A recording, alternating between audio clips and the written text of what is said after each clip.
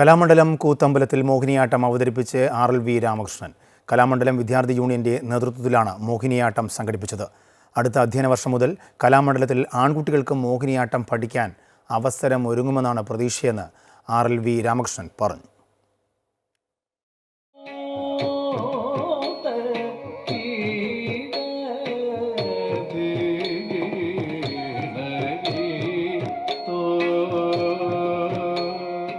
മോഹിനിയാട്ടത്തിന്റെ അടവുകൾ കോർത്തിണക്കിക്കൊണ്ട് ഗണപതി സ്തുതിയിൽ അവസാനിപ്പിക്കുന്ന രീതിയിലായിരുന്നു RLV രാമകൃഷ്ണന്റെ കലാമണ്ഡലം കൂത്തമ്പല വേദിയിലെ അവതരണം.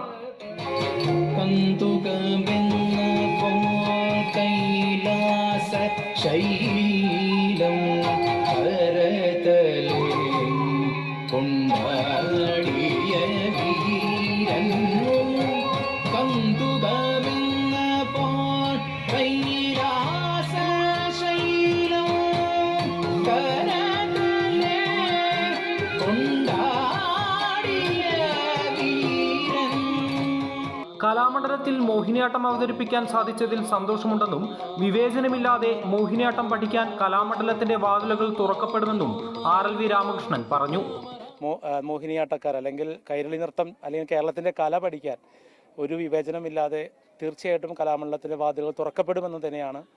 നിങ്ങളുടെ എല്ലാം പ്രോത്സാഹനം കൊണ്ടുകൂടിയാണ് ഞാൻ ഇവിടം വരെ എത്തി നിൽക്കുന്നത്.